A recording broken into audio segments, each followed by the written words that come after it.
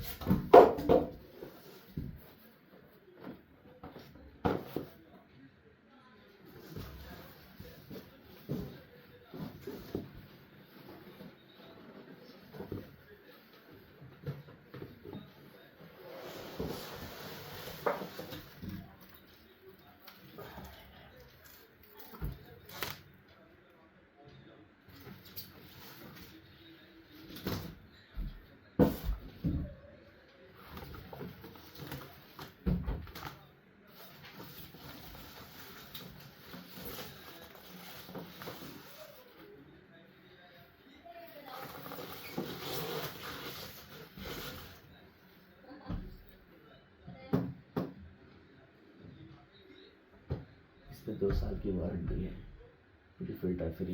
इसमें एक्सेसरी से बाहर फिल्टर और बाकी के पाइप लाइन वगैरह इसमें है। इसमें 7